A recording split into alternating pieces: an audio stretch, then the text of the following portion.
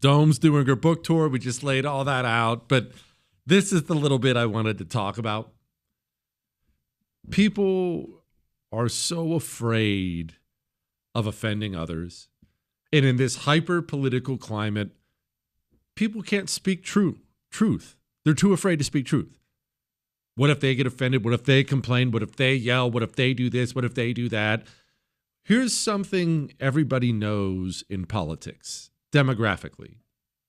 The black community in the United States of America has, well, I don't want to boil it down to two things, but there politically are two things everybody knows about the black community in America. They're going to vote Democrat the majority of the time, although that number is dwindling for Democrats. Black men especially are drifting towards Republicanism, but that's another thing entirely. But you can, if you're a Democrat, you can kind of bank on getting the majority of the black vote. And everybody knows homosexuality is not popular in the black community, to put it mildly. They may vote Democrat, but that's not a thing they like at all. Culturally, that is something that is rejected, and rejected loudly in the black community. I need to remind you of the funniest and greatest political stunt of all time. The gay mayor of South Bend, Indiana, Pete Buttigieg, decides he's going to throw his teeny tiny hat in the ring and try to become the Democrat nominee for president. Remember, you can't become the Democrat nominee for president without the black vote. Black people are 13% of the American population, but in critical swing states, you have to win to be the Democrat nominee. They are a juggernaut, an absolute juggernaut. If you want to be the Democrat nominee for president, you have to win the black vote. This is, by the way, not to get too sidetracked here, a huge reason why Democrats, especially ones with presidential aspirations, will say some of the most ridiculous, over-the-top, frankly, completely racist things about white people when they're running. Like, remember, everyone remembers Joe Biden telling a room full of black people that Republicans were going to put them, and I quote, back in chains. Why would you say that? It's not just because Joe Biden's an idiot and a loser. You have to win over the black community to become the nominee. Okay, we got that. Pete Buttigieg runs for president. He's not getting any traction in the black community because he's gay. That's why he's gay. Liberal white women, they're all down for the gay stuff. The black community is not. So he does, and you can go look at this. There's video of it, pictures of it all over the internet. He does black outreach. Now, black outreach for Democrats is always ham-fisted. It's always over the top. It always looks terrible. There's no way around that. People remember Hillary Clinton telling black people she carries hot sauce in her purse. Joe Biden famously told the story of almost getting in a razor blade fight with the black gangster named Corn Pop. All these just crazy, stupid, over-the-top, ridiculous lies. Pete Buttigieg went the other way and chose to drink a 40 out of a brown paper bag with some black dudes. Surprise, surprise, that didn't get him any traction in the black community. Soon, you had to give up your dreams of being president, and he had to accept the role of transportation secretary. Okay, I know that sucks, right? And things didn't work out. Now that brings us to next time. Joe Biden decides. It was decided for Joe Biden that he couldn't run again. Dome is handed the nomination because Democrats are a bunch of crooks. Kamala Harris is on her book tour. She's sitting down with Rachel Maddow. Now, everything I just told you about the black community and their feelings about homosexuality and all that stuff, all those things are things everyone knows. Republicans know it, Democrats know it, white people know it, black people know it, Mexicans know it. It's a thing. Everyone knows. This is how she tried to say what I just said without saying it. And this is why I despise politicians so freaking much. They can't ever just say things. And I should note before I play it, what you're about to hear, this is part of the reason Donald Trump is so popular, because even when he says things that offend you or you hate, it's at least authentic and he's willing to say them. Listen to this hilarious exchange. To say that he couldn't be on the ticket effectively because he was gay is hard to hear. No. That's not what I said. That he couldn't be on the ticket because he is gay.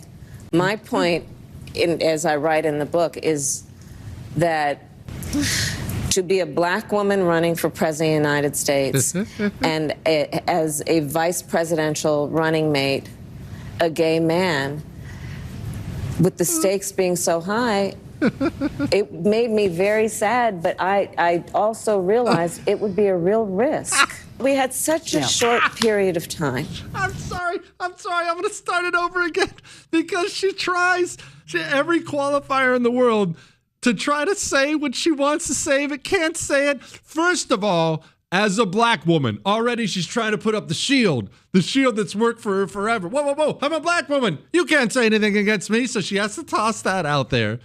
But then she has to try to throw in all these words where she's saying I couldn't do it because he's gay. Well, it's just as a black woman and the risk factor, it's just so magnificent watching these liars try to do this stuff. I'm starting it again. I can't help it. I enjoy it. To say that he... Yeah, good point, Chris. What does she mean by risk? You say you didn't... The fact that he was gay is not the reason you didn't hire him, but then you go on to say there's risk.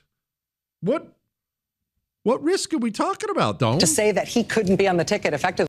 Maybe it's monkeypox. To say that he couldn't be on the ticket effectively because he was gay is hard to hear. No. That's not what I said. That he couldn't be on the ticket because he is gay. My point, as I write in the book, is that to be a black woman running for president of the United States and as a vice presidential running mate, a gay man, with the stakes being so high, it made me very sad, but I also realized it would be... I forgot that part. Hey, it made her sad. A real risk. We had such a short period of time, and the stakes were so high. It was too risky. The stakes were so high. I'm a black woman. I felt bad. But no, it was totally because he's gay. I've missed her.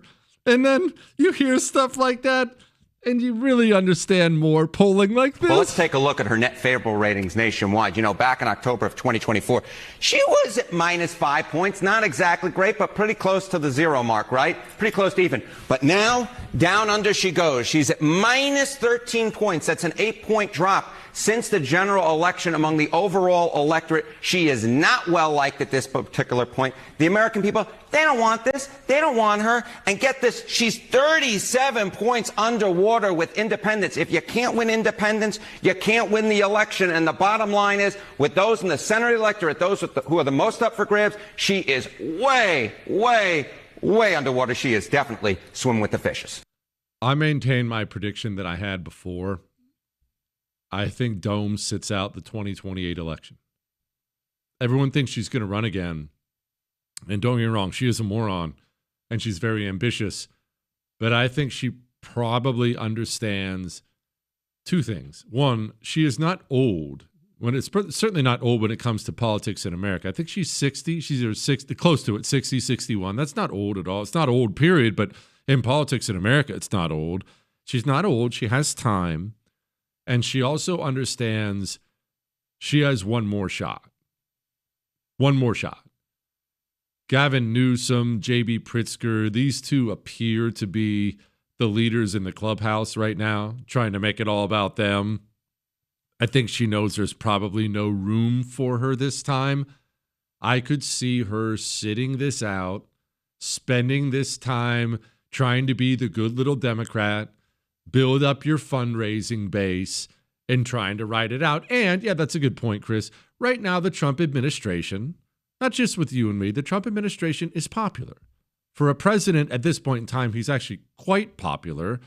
She's looking at J.D. Vance. She's looking at Marco Rubio. The assassination only helped our approval numbers. It didn't help Democrats. It hurt them badly. I think maybe she's reading the tea leaves. My prediction is she sits it out.